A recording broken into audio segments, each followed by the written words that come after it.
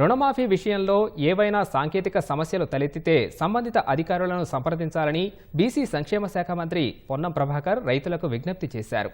సిద్దిపేట జిల్లా అక్కన్నపేటలో రైతు వేదికల్లో వ్యవసాయ పథకాలపై నిర్వహించిన అవగాహన సదస్సులో ముఖ్య అతిథిగా మంత్రి హాజరయ్యారు. సమీపంలోని గౌరవెల్లి ప్రాజెక్టు కాల్వల నిర్మాణానికి 431 కోట్ల రూపాయలు విడుదలయ్యాయని మంత్రి పేర్కొన్నారు. ఇప్పటి వరకు 1,50,000 రూపాయలలోపు రుణమాఫీ జరిగిందన్న ఆయన మరో వారంలో 2 లక్షల రుణమాఫీ జరుగుతుందన్నారు. వ్యవసాయంలో భిన్నమైన పంటలతో సాగు చేసి ఆదాయం పొందొచ్చని రైతులకు మంత్రి సూచించారు.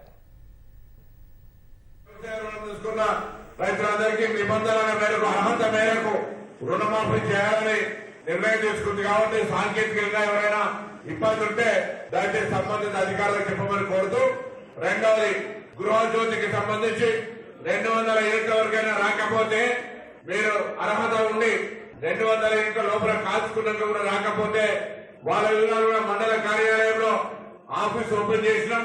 వాటి వివరాలను కూడా ఫిర్యాదు చేయమని కోరుతా ఉన్నాం.